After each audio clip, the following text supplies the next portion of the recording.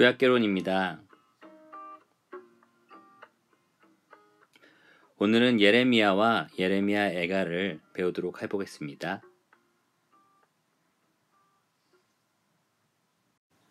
먼저 예레미야는 모든 성경 가운데 가장 긴 책으로 알려져 있고요. 그러나 가장 연구할 가치가 있지만 또 가장 난해한 책으로 알려져 있습니다. 그 이유는 예레미야가 역사적인 배경이 아주 복잡하게 얽혀 있기 때문입니다. 이 유다 왕 요시야, 여호아하스, 여호야김, 여호야긴, 시드기야 이런 식으로 왕이 쭉 이어져 가는데요. 이 예레미야는 그 왕의 시대를 역대 순으로 쭉 기록했던 것이 아니라 계속해서 왔다 갔다 하는 그러한 기록을 하고 있습니다. 예를 들어 여호야김의 기록은 7장에서 20장까지 25, 26, 35, 36, 45, 46 이렇게 기록되어 있는 반면 여호야긴은 22장으로 중간에 끼어 있고요. 시드기야는 21장에 나왔다가 27에서 34장 또 37에서 39장 이런 식으로 중간중간 이 역대가 섞여서 기록이 되어 있습니다. 또한 문학 양식도 어쩔 때는 시로 썼다가 어쩔 때는 산문체로 썼다가 어쩔 때는 예언을 썼다가 이렇게 여러 가지 문학 장르가 섞여 있기 때문에 굉장히 읽기가 쉽지 않은 책입니다. 그러나 이 예레미야를 통해서 우리는 또 여전히 하나님의 신실하심과 하나님의 긍휼하심 그리고 백성에 대한 하나님의 안타까운 심정 그런 것들을 우리가 충분히 배울 수 있는 아주 귀한 연구할 가치가 있는 아주 좋은 책이라고 말할 수 있습니다. 예레미야는 히브리어로도 헬라어로도 라틴어로도 그냥 예레미야라고 불리는데요. 이 예레미야라는 이름의 뜻은 야훼께서 던지시다, 기초를 놓는다, 야훼께서 세우신다, 지정하신다, 보내신다 이러한 뜻을 가지고 있습니다. 예레미야 전반에 나오는 역사의 주인공으로서 주관자로서 하나님이 어떻게 이 이스라엘 백성들과 주변 국가들을 통하여 하나님의 일들을 역사를 세우시는지 우리가 분명히 확인할 수 있는 책입니다. 여러분 교재 397페이지의 저자를 보면 이제 예레미야가 어떤 사람인가를 조금 살펴볼 수 있는데요. 이 예레미야라는 사람은 이 예루살렘에서 북동쪽으로 약 3km 정도 떨어진 아나돗이라는 도시에 살았었습니다. 이 아나돗이라는 곳에서 오랜 시간 동안 서지자 역할을 했었고요. 하나님의 소명을 받았던 곳도 바로 이 아나돗입니다. 그의 아버지는 힐기야라고 해서요. 제사장이었고요. 이 아나돗이라는 땅은 바로 그 제사장들이 거할 수 있는 여러 도시들 중에 한 곳이었습니다. 힐기야가 대제사장이었는지 이런 것은 정확하게 알 수 없지만 이 제사장의 자손으로 이 예레미야가 태어났다라는 것을 저희가 알 수 있습니다. 그러나 예레미야는 제사장의 직분보다는 선지자의 역할로 자기의 온 생애를 바친 사람입니다.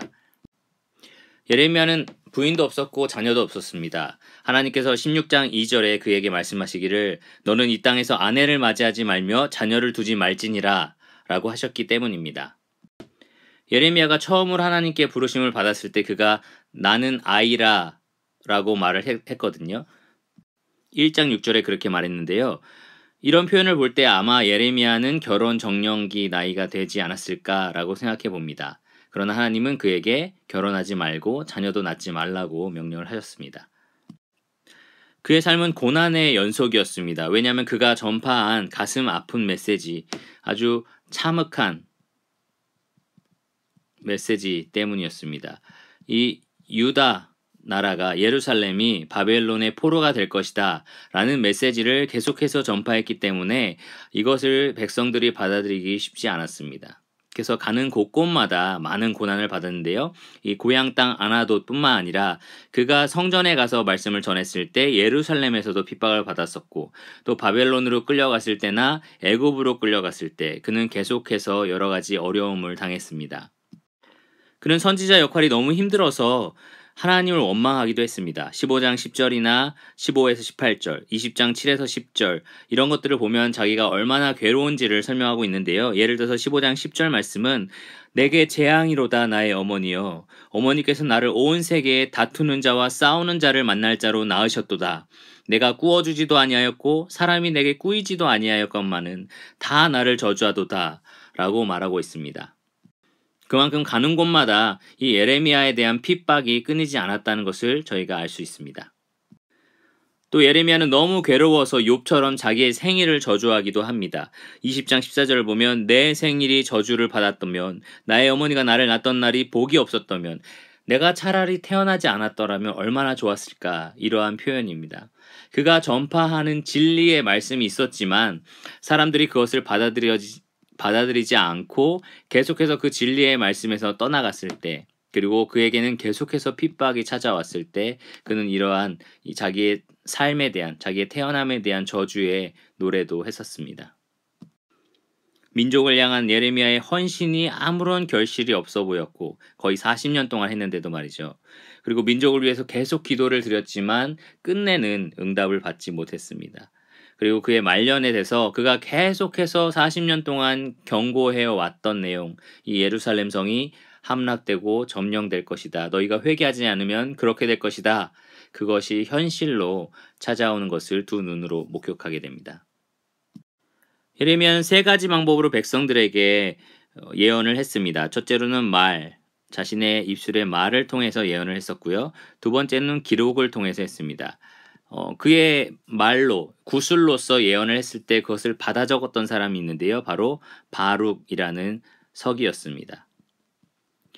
같이 끌려가기도 하고 잡히기도 했던 그러한 사람이었고요. 이 예레미야의 구술된 예언을 바룩이 받아 적어서 두루마리를 만들었습니다. 그래서 첫 번째 두루마리 1, 이 첫 번째 것은 이 성전에서 읽혔을 때, 예루살렘 성에서 읽었을 때 이 왕이 이것을 뺏어서, 여호야김이라는 왕인데요, 이것을 불태우게 됩니다. 그리고 하나님께서 이 첫 번째 내용을 그대로 담아서 두 번째 두루마리를 만들어라, 그래서 두 번째 두루마리 2를 만들게 됩니다. 이렇게 기록된 문서들을 통하여 이 예레미야가 하나님의 말씀을 예언합니다. 예를 들어서 이 36장 2절에 보면 하나님께서 이렇게 말씀하십니다. 너는 두루마리 책을 취하여 내가 내게 말하던 날, 곧 요시아의 날부터 오늘까지 이스라엘과 유다 열방에 대하여 나의 내게 이른 모든 말을 그것에 기록하라. 바로 이러한 말씀에 순종하여 예레미야가 구술로서 이 예언을 했었고요. 바룩이 그것을 받아 적어서 두루마리 1과 2를 만들었다는 거죠. 또 예레미야는 바벨론에게 보내는 편지를 보내서 이 너희가 포로 생활을 얼마 정도 하게 될 것인데 그곳에서 평안을 누리고 거기서 충성을 해라, 그리고 너희가 돌아오게 될 것이다 라는 내용의 편지를 또 보내게 됩니다. 또 마지막 세 번째가 상징적인 행동인데요. 한마디로 말하면 삶으로 이 예레미야는 예언을 했습니다. 예를 들어서 허리띠를 땅에 묻었다가 꺼내서 썩었을 때 이 썩은 것이 너희의 영적인 상태다 라고 사람들에게 보여주기도 했었죠. 그 다음에 토기장이 집에 가가지고 이 토기장이가 잘못된 것들을 망가뜨리는 것을 보면서 다시 새롭게 자기가 원하는 것을 만드는 걸 보면서 토기장이의 권한처럼 하나님께서 그 주권을 가지고 이 모든 왕국들을 통하여 하나님 백성들을 다루실 것이다, 이러한 이야기도 합니다. 또 토기장이 집에서 옹기, 그것을 사서, 항아리죠. 그래서 그것을 사서 이 흰놈 골짜기에서 깨뜨리면서 이렇게 심판을 받을 것이다 라는 예언도 합니다. 목에 나무 멍에를 메고 너희가 이렇게 바벨론에 끌려갈 것이다 라는 예언도 하고요. 또 아나돗이라는 아까 그 고향에 있는 땅을 사라고 하셔서 땅을 사게 됩니다. 근데 이 예레미야가 계속해서 바벨론이 다 이 지역을 점령할 거다 라고 하면서 이 땅을 사는 건 의미가 없잖아요. 그런데 이 예언의 의미는 뭐냐? 다시 회복돼서 돌아와서 그 땅에 살게 될 것이니까 미리 사둔다라는 개념입니다. 그러니까 곧 이 포로가 되겠지만 그래도 회복하는 날이 올 것이다라는 분명한 예언을 이 삶으로 보여준 거죠. 이러한 삶으로, 이런 상징적인 행동으로 예언하는 것은 이사야나 그 다음에 여러분이 살펴본 에스겔에서도 살펴볼 수 있는데요. 이사야 같은 경우는 거의 3년 동안 옷을 벗고 다녔죠. 이 심판에 대한 메시지를 전달하기 위해서 그러한 일들을 했었습니다. 에스겔 같은 경우는 이 아내가 하나님께서 치셔서 죽게 되는데 슬퍼하지 마라, 전혀 슬픈 기색을 표하지 마라 라는 아주 무서운 이 상징적인 예언을 하나님께서 명령하십니다. 그리고 좌측으로 누워서 몇 년 동안 거의 1년 가까이 있고 우측으로 누워서 거의 40일 동안 있고 약간 이렇게 굉장히 좀 저희가 볼 때는 조금 1차적인 그러나 아주 분명하고 확실한 예언적 행동을 하게 하나님이 시키셨습니다. 여러분 어떤 선지자처럼 하고 싶으십니까? 예레미야는 요시야 왕이라는 이 유다를 영적으로 부흥시켰던 왕 때에 소명을 받았습니다. 이 왕이 약 31년 정도를 통치하는데요. 이 왕이 13년째 통치하던 해 627년에 소명을 받게 됩니다. 이사야와 비슷하게 하나님께서 이 예레미야를 찾아오셨고요. 예레미야가 이사야처럼 나는 입술이 부정한 사람입니다 라고 했던 것처럼 예레미야는 저는 아이에 불과합니다 라고 고백을 했고요. 그런 자들을 하나님께서 세우셨습니다. 1장 5절에 보면 내가 너를 모태에 짓기 전에 너를 알았고 내가 배에서 나오기 전에 너를 성별하였고 너를 여러 나라의 선지자로 세웠노라. 이 예레미야를 엄마 뱃속에 있기 전부터 그 배에 나오기 전부터 이미 거룩하게 성별하여 구별하여 하나님의 선지자로 삼으셨다. 여러 나라를 위해서 그렇게 하셨다라고 말씀하셨습니다. 이 소명을 627년에 받게 되고요. 이 요시야 왕 때는 영적으로 부흥을 일으키던 율법책을 발견하고 나서 이스라엘 국가를 우상 숭배로부터 멀게 만들고 또 이 하나님의 율법으로 더 가까이 만드는 이런 부흥 운동이 막 일어나던 차였기 때문에 이 예레미야가 일할 수 있는 아주 좋은 시기였다라고 말할 수 있습니다. 근데 불행한 것은 이 요시야 왕이 율법책을 발견하고 나서 1년 만에 이 애굽 왕 느고와 전투에서 이 느고에게 죽임을 당하고 맙니다. 그리고 나서 이제 유대에는 여호아하스라는 왕, 여호야김, 여호야긴, 시드기야라는 왕이 세워지는데요. 이 두 여호야김과 시드기야라는 왕은 요시야의 아들들입니다. 그리고 이 여호야긴은 손자이고요.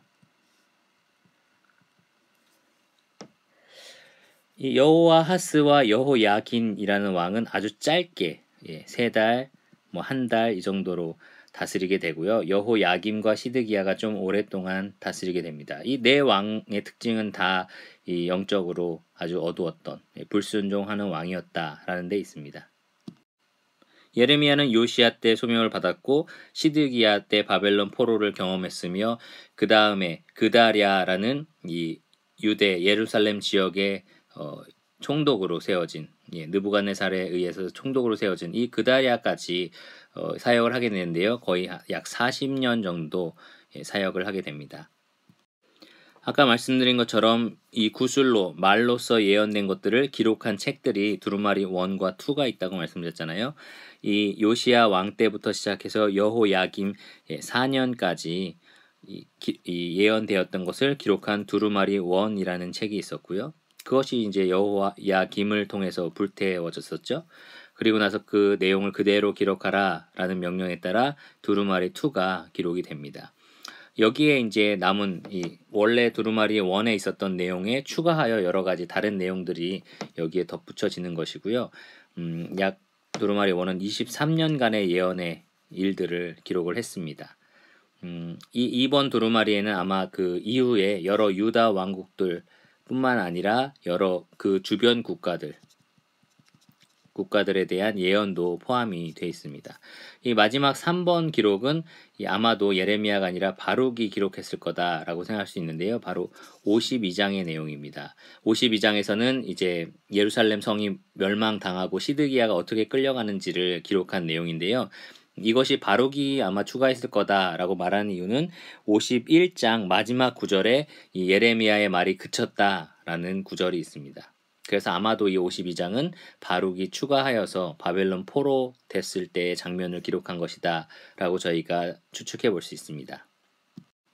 그래서 예레미야의 사역을 3가지로 구분해서 말씀을 드리면 이 소명을 받았을 때부터 여호야김 시대까지, 그리고 바벨론이 이제 침공하여 바벨론의 압제가 이제 시작되었을 때 이 2번째 시기가 있고요. 그 다음에 바벨론에게 점령당하고 나서의 시기, 이렇게 3가지로 구분할 수가 있습니다. 이 요시야 왕 때만 해도 아수르라는 제국이 패권을 장악하고 있었을 텐데요. 이 640년에서 609년 사이에 아수르라는 제국이 굉장히 힘을 잃어버리게 됩니다. 아무래도 이 큰 제국은 절대적인 이 카리스마 있고 리더십 있는 이 황제가 사라지면 권력이 분리되면서 제국이 급격하게 약화되는 경향을 보이는데요. 아수르가 그랬고 바빌론이 그랬고 페르시아가 그랬고 그리고 알렉산더 대왕의 그리스가 그랬고 그런 식으로 계속해서 로마도 그랬죠. 이렇게 제국은 한번 크게 팽창했다가 이게 권리가 분력되면서 분리가 되면서 이런 식으로 힘을 잃어버리는 경우가 많았습니다. 그래서 요시야 640에서 609년 사이에 아수르의 힘이 굉장히 떨어지게 됩니다. 그 전에 722년에 북이스라엘이 아수르에게 점령당하고 이 히스기야 왕 다 아수르에 의해서 여러 가지 고난을 받았었잖아요. 이사야 시대에는 아무래도 이 아수르의 영향력이 컸습니다. 근데 요시야로 넘어와서는 아수르의 힘이 떨어지고 이 바벨론이라는 나라가 강력한 힘을 얻습니다. 이 중간의 시기가 있어요. 아수르가 떨어지면서 바벨론이 점점 팽창하는 시기가 있었는데 이 시기에 이 애굽이라는 나라는 처음에는 이 아수르의 편을 듭니다. 계속해서 아수르의 편을 들고 아수르가 계속해서 지속되기를 원하는데 이 바벨론이 점점 팽창하면서 이 아수르를 물리칩니다. 니느웨라는 이 아수르의 수도를 점령을 하고요. 그 다음에 이 애굽까지도 애굽까지도 치게 됩니다. 이 요시아는 바로 애굽의 영향권 아래 있었고 여호아스도 마찬가지고 여호야김도 마찬가지입니다. 근데 이 여호야김 시대에 바벨론이 큰 힘을 얻으면서 이 여호야김이 바벨론에게 붙게 되지요. 사실 유대 왕들은 이 어느 나라에 지금 붙어야 하나 이 어디에 줄을 타야 하는가라는 것으로 고민을 많이 했었습니다. 이 예레미야의 메시지를 잘 생각해 보시면 다른 데를 보지 마라. 하나님이 지금 이 바벨론이라는 나라를 하나님의 도구로 쓰고 계시니 이 바벨론에게 충성을 다해라. 그들에게 점령을 당할지라도 그곳에서 충성을 다해라. 항복하라. 라는 메시지를 예레미야가 계속 전했거든요. 근데 이들은 이 국제 정세를 보면서 여기에 붙었다가 애굽에 붙었다가 아수르에게 이 도움을 요청했다가 이러한 일들을 계속 했던 거죠. 그러다 보니까 이 팽창하는 제국들이 이러한 말 잘 안 듣는 말썽장이들 이런 사람들을 가만히 놔둘 수 없겠죠. 그러니까 죽이고 새로운 왕을 세우고 끌고 가서 자기 나라로 끌고 오고 그다음 또 새로운 왕을 세우고 이러한 일들이 계속 반복되는 겁니다. 그래서 마침내 결국 가만히 둘 수 없어서 이 시드기야라는 왕 시대 586년에 예루살렘을 완전히 점령을 하게 됩니다. 그리고 그들이 세운 이 총독 그다랴를 그 예루살렘에 세우게 됩니다.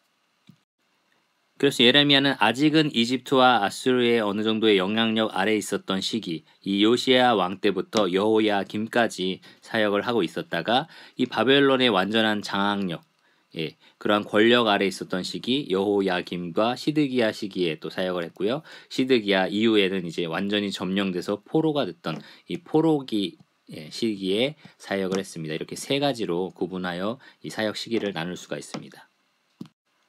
또 한 가지 궁금한 것은 왜 이스라엘 백성들이 이렇게 팽창하는 바벨론이라는 국가의 이 위험성 그리고 하나님이 그 바벨론을 사용하고 있다라는 선지자의 끊임없는 메시지를 무시했었냐라는 데 있습니다.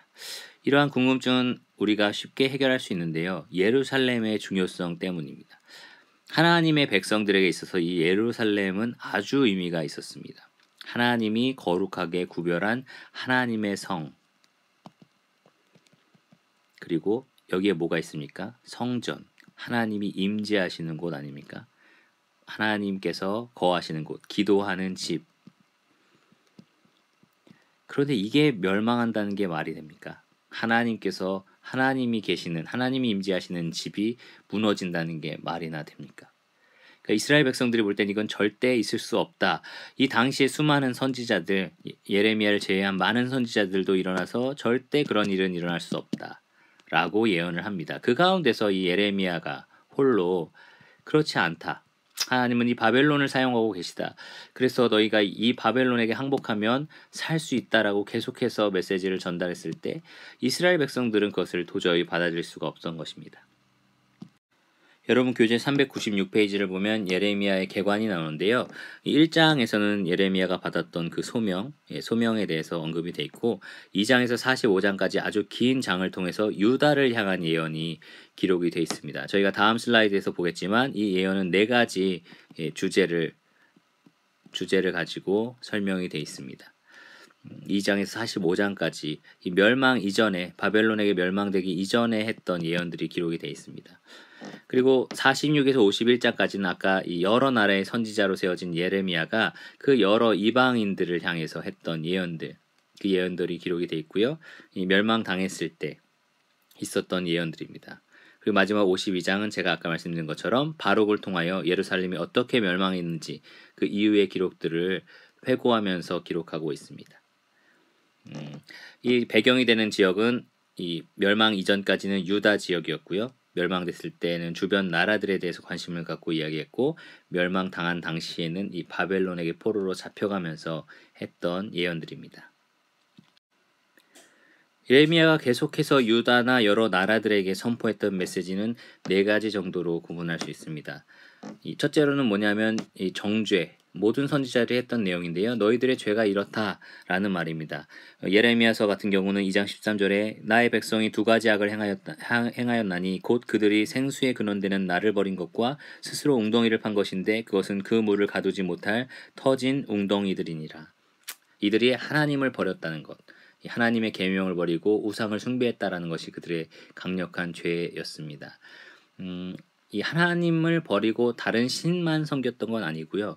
하나님을 섬기고 동시에 다른 신을 섬겼습니다. 유월절도 지키고 안식일도 지키고 여러 가지 것들을 그들은 지켰지만 그들의 마음은 하나님으로부터 멀어져 있었던 거죠.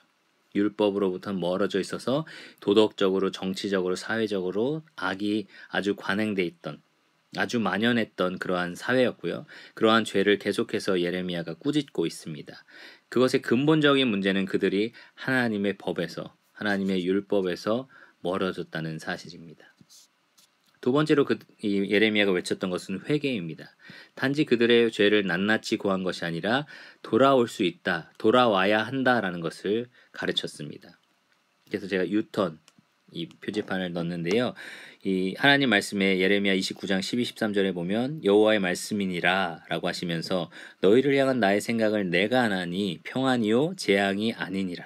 너희에게 미래와 희망을 주는 것이니라. 너희가 내게 부르짖으면 내게 와서 구하면 나를 찾을 것이요 나를 만나리라. 회개의 말씀이 이 예레미야에 기록이 되어 있습니다. 그리고 세 번째로는요. 이 심판의 메시지. 너희가 돌이키지 않을 때는 이런 일이 있을 것이다 라는 심판입니다. 그들이 엎드러질 것이다. 그들이 거꾸러질 것이다. 바벨론에 의해서 심판될 것이다. 바벨론의 이름이 164번이나 언급됩니다. 그들이 마땅히 심판받을 것이다. 그러니 회개하라 라는 메시지가 전파되는 거고 마지막 네 번째 주제는 회복입니다. 그럼에도 불구하고 하나님께서 그들을 사랑하시고 자비로우시기 때문에 그들을 멸망치 않게 하실 것이다 라는 약속입니다. 그래서 이 예레미야는 31에서 33장에 이 약속의 말씀, 회복의 말씀이 집중되어 있는데요. 이 말씀에 보면 31장에 내가 그들의 악행을 사하고 다시는 그 죄를 기억하지 아니하리라 라고 말씀이 되어 있고요. 34절에 그다음 33장 17절 같은 경우는 이스라엘의 집에 왕에 앉을 사람이 다윗에게 영원히 끊어지지 아니할 것이다. 네, 이러한 새 언약의 중보자 되시는 예수 그리스도에 대한 예언이 이 31에서 33장에 기록이 되어 있습니다. 그리고 그 죄를 다시는 기억하지 않을 것이다. 히브리서 말씀에 바로 이 예레미야서를 인용해서 말씀을 하고 있습니다. 이 메시지를 잘 살펴보면 마치 부모님과 같습니다. 네가 이렇게 잘못한 것을 알아야 한다라고 잘못을 이야기하고 그러나 돌이킬 수 있다. 돌아와라. 다시 좋은 길을 택하라라고 회개할 것을 요구하고 그렇지 않을 때 마음은 아프지만 너를 때릴 수밖에 없어. 징계할 수밖에 없어라고 심판에 대한 메시지도 전달하죠.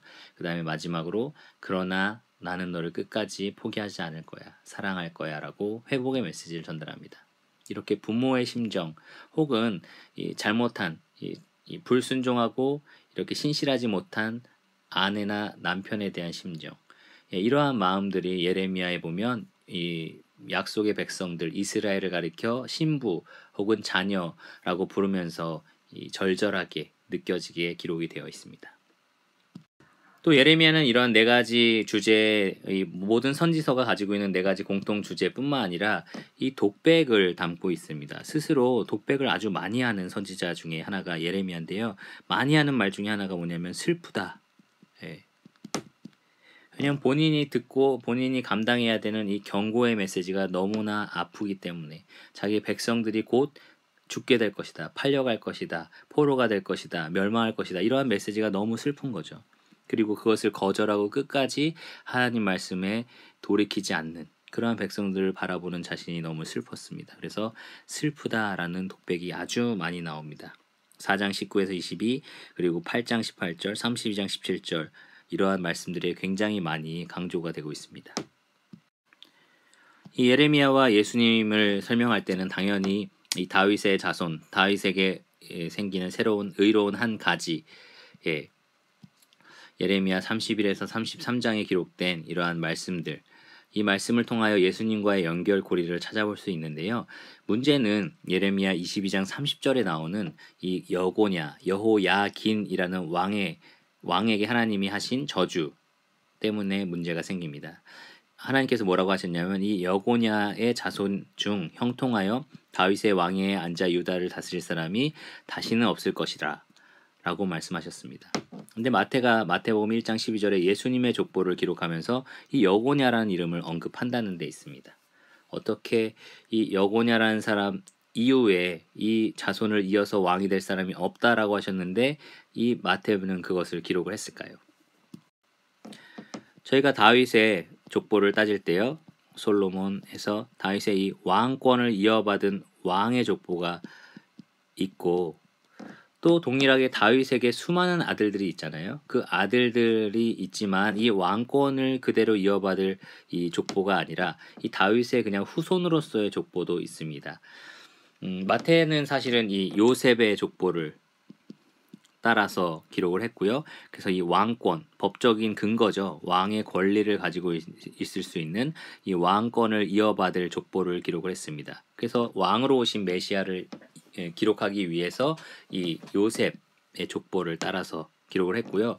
누가복음에 사실은 저희가 족보를 하나 더 발견할 수 있습니다. 거기도 예수님의 족보가 나오는데 여기는 바로 마리아도 다윗의 자손이었다라고 말할 수 있는데요. 이 마리아는 이 다윗 밑에 나단이라는 아들을 통한 이 다윗의 혈통입니다. 그래서 여기는 혈통으로서의 족보입니다. 메시아는 예수 그리스도는 이 마리아의 아들로서 여자의 후손으로서 오셨습니다. 다윗의 자손인 거죠. 혈통으로서. 그러나 이 요셉의 아들이 되었죠. 그래서 법적인 이 권한, 왕권의 권한을 가질 수 있었다라고 말할 수 있습니다. 그래서 이 여고냐의 저주를 피할 수 있고 동시에 다윗의 자손일 수가 있습니다. 바로 이분이 다윗에게 일어난 의로운 한 가지이며 또 33장에 기록된 것처럼 다윗의 왕권을 영원히 이을 그러한 메시아가 되시는 분이십니다. 마지막으로 예레미야의 교훈을 한번 생각해 보기를 원합니다. 당시 예레미야는 홀로 하나님의 진리를 전달하는 사람이었습니다.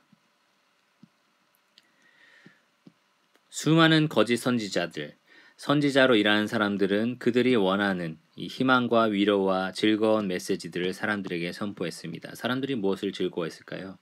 사람들은 진리를 원치 않았습니다. 사람들은 자기들을 기쁘게 해주고 즐겁게 해주는 메시지에 귀를 기울였습니다. 그러나 하나님은 하나님의 신실한 종 예레미야를 통하여 하나님의 진리를 계속해서 그들에게 전파를 했습니다. 약 40년 동안 말이죠. 그러나 그들은 끝내 그것을 듣지 않았습니다.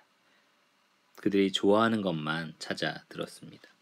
저는 여기에 교훈이 있다라고 생각합니다. 선지자는 결과와 관계없이 예레미야 같은 경우는 결실을 거의 못 본 경우죠. 자신의 기도응답도 받지 못했던.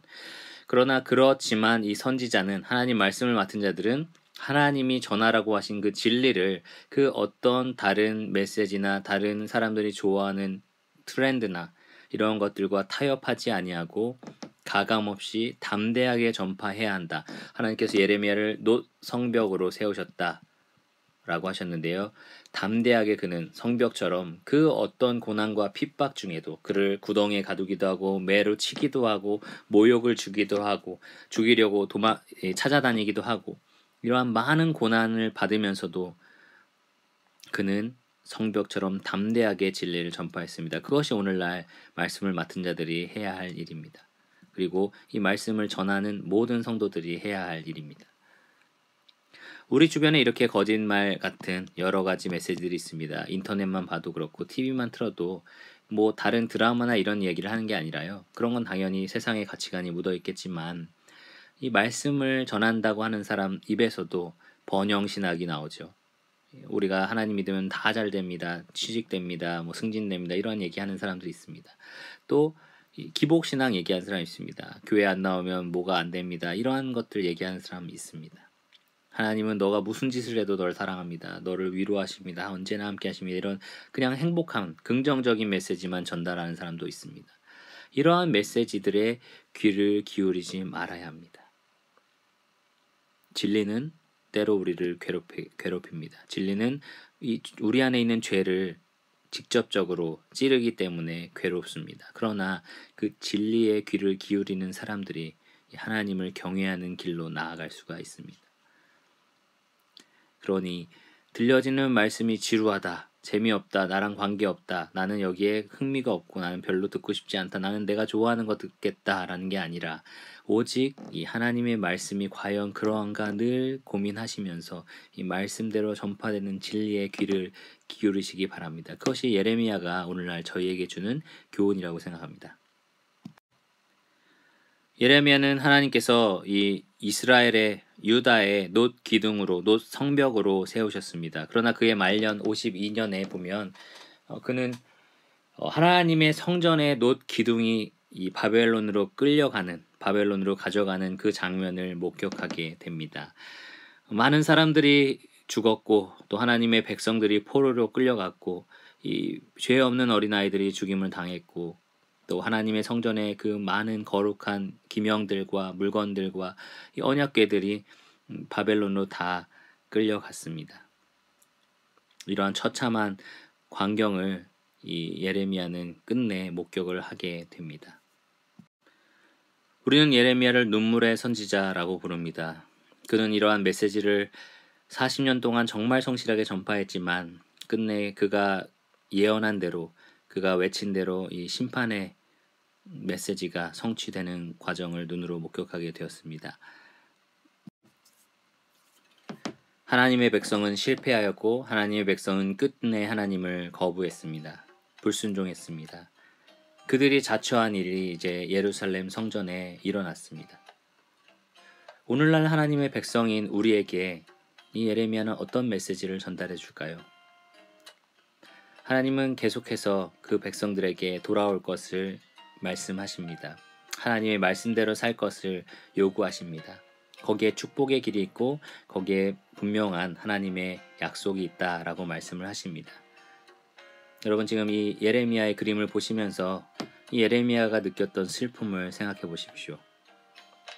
여러분 어떠한 삶을 살고 싶으십니까?